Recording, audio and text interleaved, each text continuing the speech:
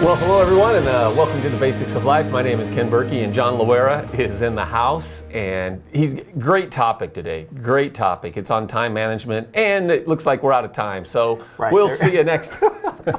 Man, time goes. Doesn't it seem like time flies? It flies. It goes fast, and the older we get, the faster it seems to go. No, hey, isn't that true? Just a side note, though. You grew up in Los Gatos. Yes. Did you grow up a Giants fan? Yes, all my life. Really? Even when they were really bad. Well, which was 3 World Series in 5 years. Doesn't get any better than that. Wow. Yeah. Well, no, My brother it does get better. It could be 5 and 5, but I think that if 5 and 5 though wouldn't be better because we'd be really spoiled. I think we appreciate them stinking every other year, so that. So what? 2016, I guess, is their next. Did you want to play for the Giants? Because you're a good baseball player. Yeah, I was just happy. I wanted to play in college, and I barely made that. Really? So. You though, I mean. We were all in D.C. with you, and we played Cali against the D.C. You are a legend. You were pretty good. Now they were like 12-year-olds, but I was feeling pretty good about it. Yeah, well, when you hit the ball back and hit the pitcher in the nose, that was when I rushed the mound when I got bean. That's when they knew I was really serious. So, but yeah, well, we've just used up all our time. So, yeah. Well, I did notice, though, too, you spent more time working on your baseball skills than your basketball skills. Yes, I am not a good basketball player. Well, good, go Giants. I'm glad. It's good. We had the Giants, 49ers, Well, hey, come on. That's still a work in progress. So what brought you to this point about time management? Obviously, we live in a world with gadgets that are supposed to save us time, and things are moving fast, 24/7 connected, so...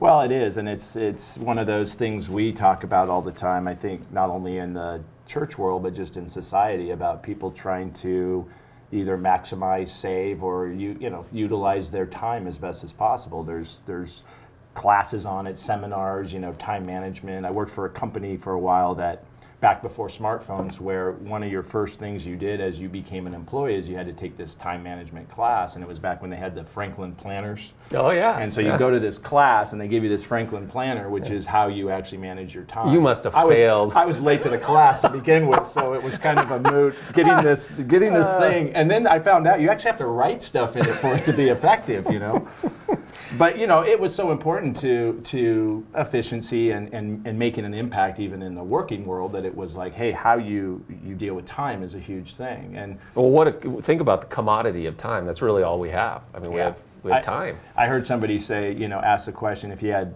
$86,400 given to you every single day and you had to spend it all in one day, knowing that at the end of that day it's all gone, you can't roll it over.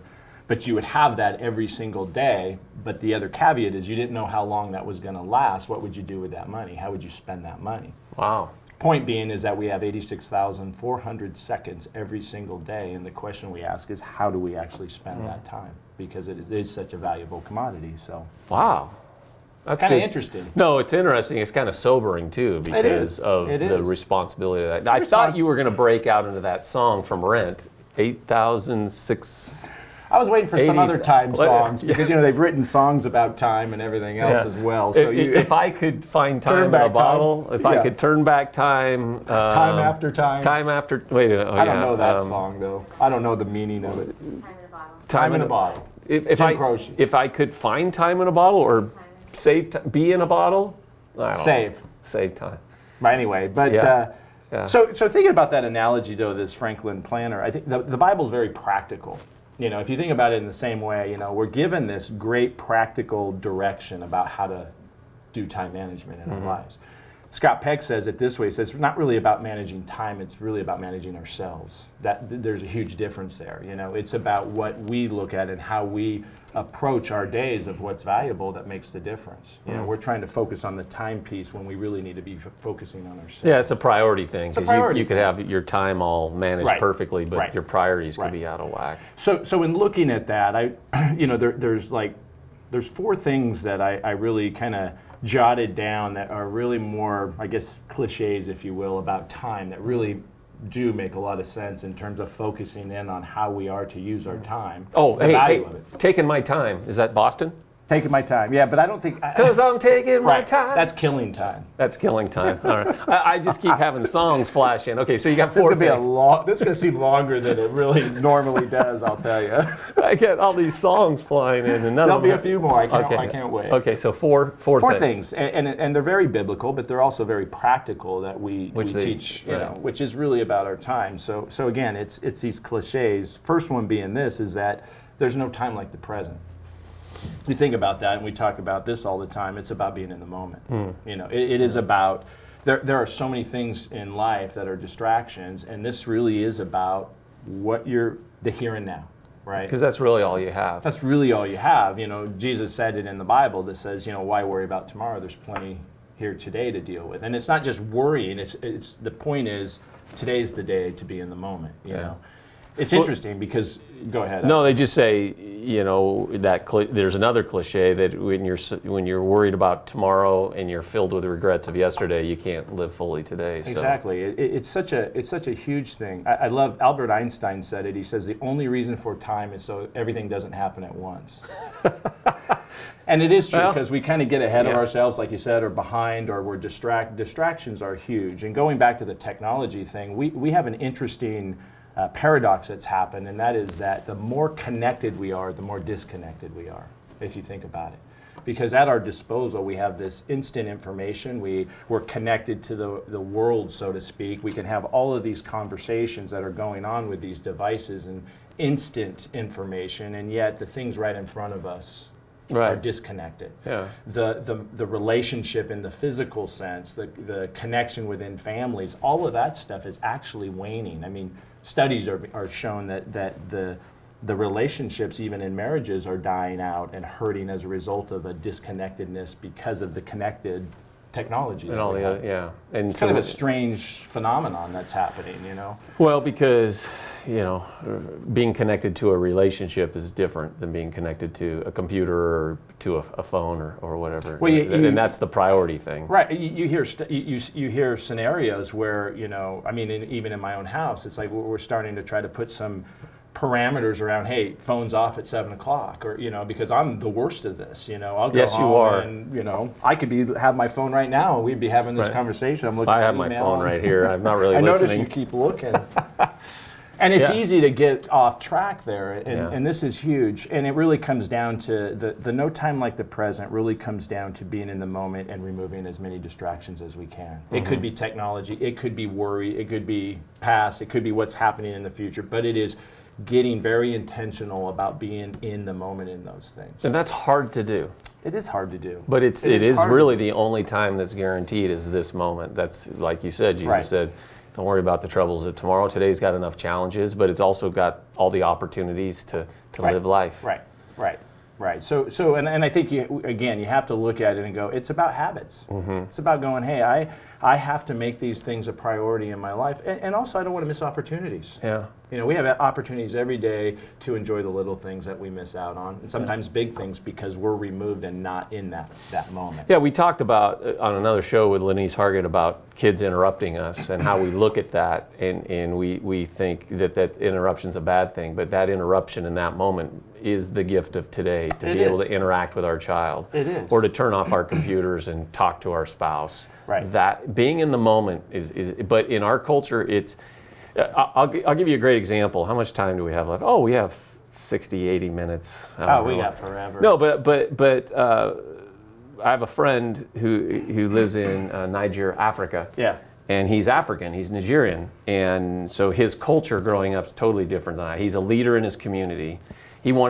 I was in Niger, Africa, and he said, hey, I want to spend some time with you. So my thought is, he's a leader, I'm a leader. He wants to come and talk and solve things. He came over to where I was staying, and we were on this back porch right on the Niger River, and it was awkward for a while because he just sat there. And he was content. Right. He just wanted to hang with me. Right.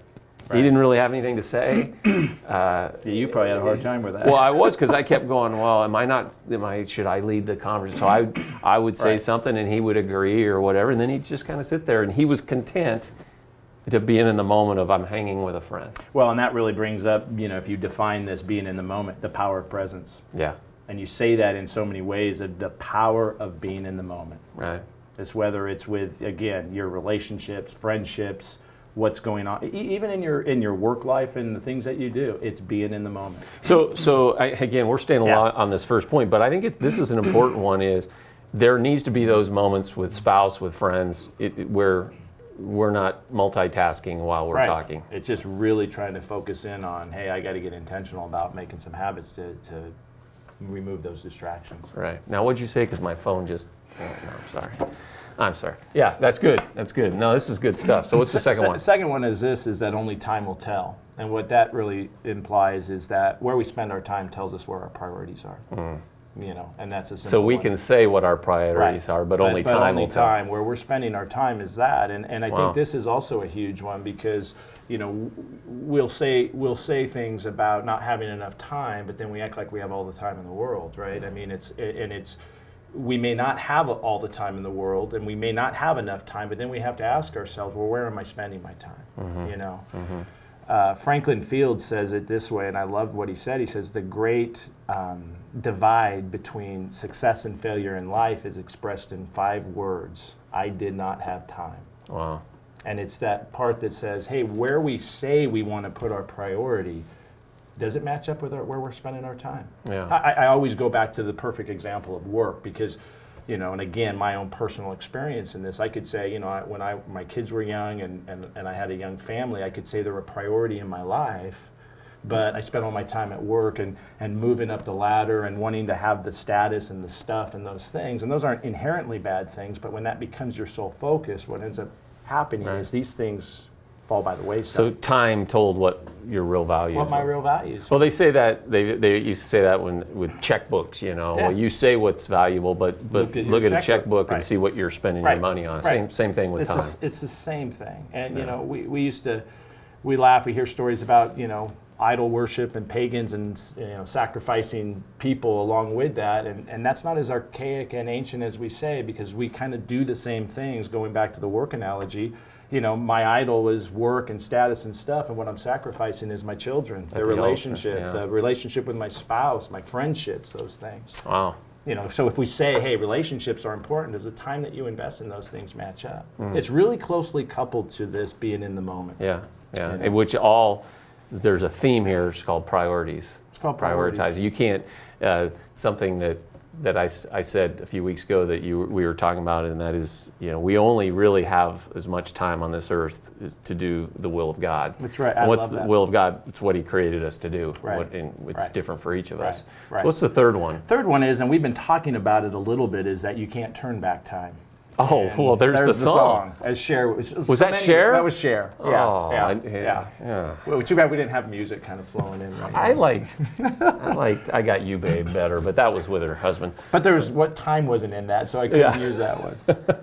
But again, I mean, we try to do that, and there's a lot of reasons that we do that. And this is that part of it's tied to living in the moment, because we can't do that if we're in the past. And it's easy for us, whether it is regrets, whether it's guilt, whether it's loss, all of these things. And I'm not saying that there's not grieving and there's not issues that we need to deal with, but if we are stuck trying to go back, we will never be able to do what we need to be doing, or the opportunities in the present.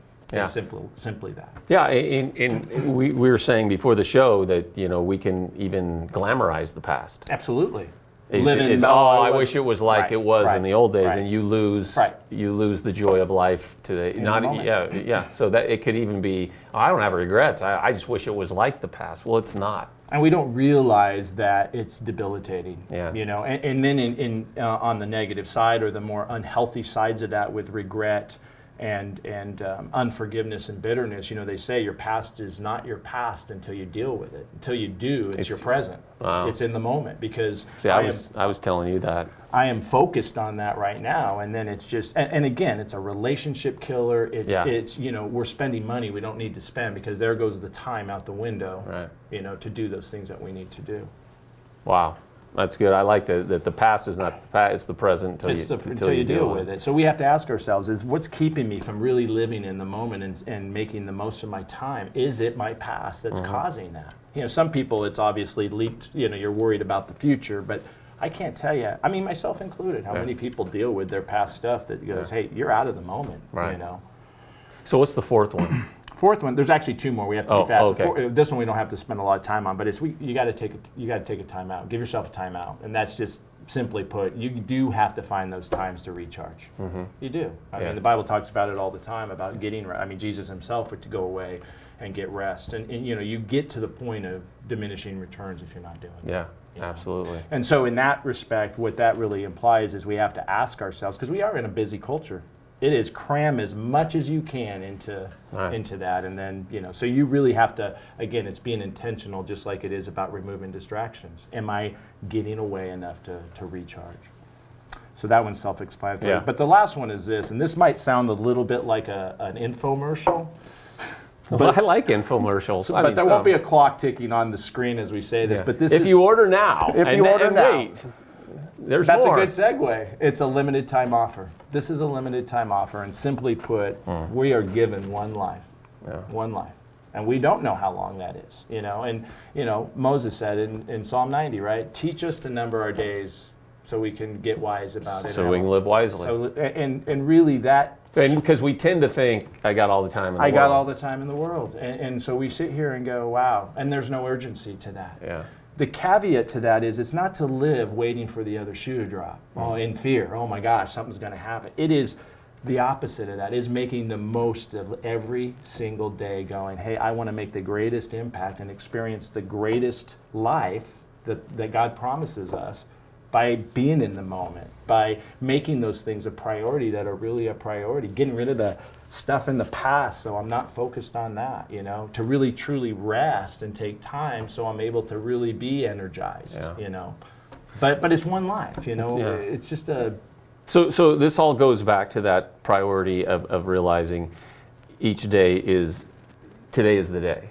So, you know, the Bible says, today's the day I'll rejoice in it. This is the day the Lord has made. His mercies are new every day. Give me today my daily bread. There's all these sayings, and yet I think the battle of our souls is our culture, and everybody else wants us to live for everything else, and yet the gift is in this moment. It's in this moment. So that's where boundaries come in. That's where priorities come in. Not everything is important. You said it earlier, you know, about it's about a relationship with God and our relationship with other people, and after that, man, there's not much other things that are important. There isn't, and we can get off track in that, but again, the greatest way to experience life is when we truly are in those relationships that you just said, you know, with God and people. Those are the greatest gifts we have in life, and those are the things that we absolutely kind of forget about that become secondary in our priorities. You know, the old saying, there used to be the commercial, I can't remember, it was a cereal commercial, this is the first day of the rest of your life. I think, was that Life cereal? I can't remember. I don't know. No. This is the first day of the rest of your life. It's the point of being in the moment. It's the point of, hey, you know what, I have to wake up every I think it was a day. pantyhose commercial. I don't know. You never heard of that? We're the same. We're the same. I know. age. I'm surprised. I think it was a. Yeah, I'm surprised I don't know that one. I am surprised too. But anyway, he's always after my Lucky Charms. I remember that one. And Yeah, tricks are for kids. I don't think there was anything Mikey, philosophical. he won't like I don't it. think there was. I don't think there was anything philosophical in that. They're great. I'm going through all the cereal commercials, and this is the best day of the rest of your life. This is the first day of the rest of your life. Yeah, I think that was Geritol or something. I don't know. So we got to wrap this up. Yeah, but this is a loaded topic that we're going to have to come back to. When you is. speak this at Green Valley, you may have to break it up. Break it up. This is some deep stuff. But our culture says go faster, boom. Cram more. We've been saying it a lot around here. Don't let the first phrase out of your mouth when someone says, how are you doing? Oh, I'm busy. Because that's like a status symbol. I'm busy. Right. But that really isn't a wise way to live. No, it isn't. And it's not. We're not intended to live that way. Yeah. I mean, there's seasons of busyness, but then there's seasons of not being busy. That's but right. That's not our status. Yeah, and it's really quality over quantity. Yeah. That's really what it comes down to is, is my life quality. It's not all about what I can get done and how much I can get done and, So do those cliches again. So there's no time like the present. And then the second one is only time will tell where our priorities are. Third one is give yourself a time out, which is rest. Fourth one is you can't turn back time. You got to deal with your past so you can live fully in the moment. And then it's just, the reality is it's a limited time offer. We only got this one life to make the most of. So. Wow. Well, I got better things to do than talk to you. So right. This is it. Me too. So I'm just wondering, as we end the show, should we end it with the rent song or with the share song? Is there any other if I could save time in a bottle, that was Jim Croce. Yeah, that was Jim Croce. Yeah, okay. I thought that was bread. There is a season, turn, no, that's turn, not time. Yeah. There was Cyndi Lauper, Time After Time. That was the best one. Right. Boy, there sure seems to. I'm taking my time. Was that the name of the song from Boston? Taking My Time from Boston. Yeah. I'm running out of. We're out of time. There's. Yeah, we are out of time. We're out of time. I was hoping somebody would Google some stuff and make us look smart. But hey, thanks, man. It's a really good topic, and I know, John, you're going to share this too at one of our weekend services at Green Valley, which I think is very powerful. You got me thinking. Good. And so, anyway, thanks for being with us here on the Basics of Life, and we will see you next time.